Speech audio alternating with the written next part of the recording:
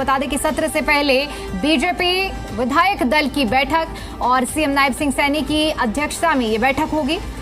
बैठक की शुरुआत अब से थोड़ी ही देर बाद होगी। सीएम आवास में विधायक दल की बैठक होनी है। तो ये बड़ी जानकारी हम आपको दे रहे हैं, जहां सत्र से पहले बीजेपी विधायक दल की बैठक बुलाई गई है और अब से कुछ ही देर बाद इस बैठक की शुरुआत होगी। मुख्यमंत्री नायब सिंह सैनी की अध्यक्षता में ये महत्वपूर्ण बैठक है, ये जहां पर सदन में किस तरह के मुद्दे जो आने वाले हैं उनको किस तरह से जवाब देना है और सरकार की क्या रणनीति इस सदन के अंदर सत्र की कार्रवाई में रहने वाली है, इसको लेकर चर्चा की जाएगी।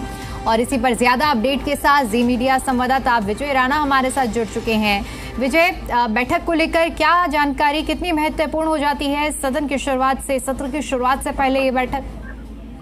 बिल्कुल, सत्र की शुरुआत से पहले बैठक बुलाई गई है और एक महत्वपूर्ण बैठक है। हालांकि रूटीन बैठक भी कह सकते हैं जिस तरह से हर पहले बैठक बुलाई जाती है, लेकिन बैठक महत्वपूर्ण इसलिए है क्योंकि कल से मॉनसून सत्र शुरू हो रहा है और उसको लेकर सरकार एक अंतिम बार अपनी रणनीति पर चर्चा करेगी। इसमें क्योंकि मुख्यमंत्री की अध्यक्षता में बैठक होगी और मुख्यमंत्री जो तमाम विधायक इस बैठक में शामिल होंगे, कैबिनेट मंत्री शामिल होंगे और ज्यादातर लोग इस समय सीएम आवास पहुंच भी चुके हैं बैठक के लिए।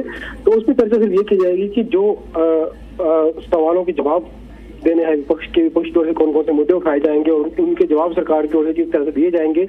क्योंकि जब संबंधित किसी विभाग के को लेकर सवाल पूछा जाएगा तो उस विभाग से संबंधित जो कैबिनेट मंत्री होगा वो जवाब देगा, या जो विभाग मुख्यमंत्री के पास है उनके जवाब मुख्यमंत्री खुद देंगे। तो क्या कुछ मुद्दे आ सकते हैं, क्या कुछ सवाल विपक्ष की ओर से उठाए जा सकते हैं, उसको लेकर सरकार की तैयारी कैसी है।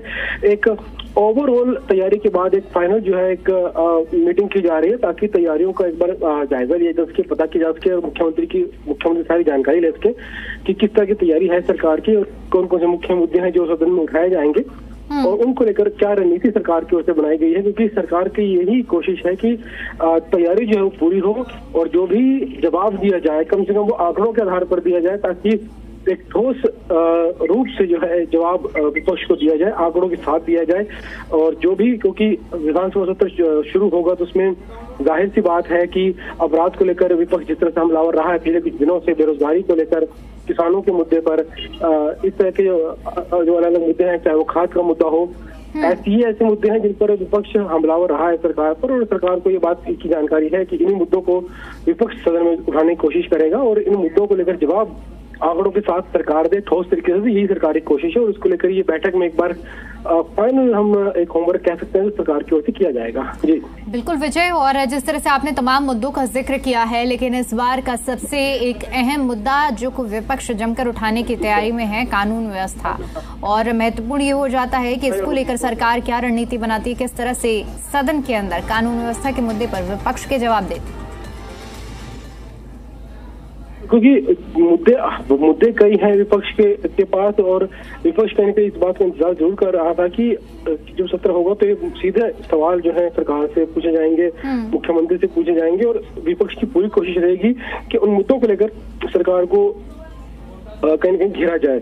लेकिन सरकार को क्योंकि मुद्दों की जानकारी है और पहले से जो सवाल या जो ध्यानाकर्षण प्रस्ताव थे वो भेज दिए गए हैं विधायकों की ओर से, तो सरकार अब उनकी तैयारी में जुट चुकी है। और क्योंकि पहले जो सत्र हुए हैं उन सत्रों में हमने ये देखा है कि सरकार की ओर से जो जवाब दिए जाते हैं वो आंकड़ों के आधार पर दिए जाते हैं, आंकड़े पेश किए जाते हैं। उदाहरण के लिए अगर विपक्ष अपराध का मुद्दा उठाता है कि अपराध बढ़ा है प्रदेश में, तो उसके भी आंकड़े जो है वो दिए जाएंगे सरकार की ओर से कि पिछले सालों में अपराध के क्या आंकड़े थे और उसके बाद अब अपराध कम हुआ है, अब क्या आंकड़े हैं। तो इस तरह आंकड़ों के आधार पर जो मुद्दे हैं जवाब वो दिए जाएंगे। इसके अलावा और भी राष्ट्रीय स्तर के मुद्दे भी ऐसे हैं, जैसे आज जो वोट चोरी का मुद्दे समय चर्चा में है, हो सकता है हरियाणा विधानसभा सत्र में भी उस मुद्दे को उठाया जाए और उस पर भी सरकार को घेरा जाए। तो इस तरह कई मुद्दे हैं जो सदन में उठाए जाएंगे और फिलहाल 3 दिन की सेशन की अवधि रखी गई है और बीएससी की बैठक भी कल होगी तो उसमें अवधि को बढ़ाया भी जा सकता है। लेकिन ये बैठक पर डिपेंड करता है कि अवधि बढ़ेगी या नहीं बढ़ेगी। लेकिन विपक्ष की ओर से जो तैयारी है वो पूरी कर ली गई है सरकार को घेरने की और देखना होगा कि सरकार उनका जवाब जो है वो किस तरह देती है।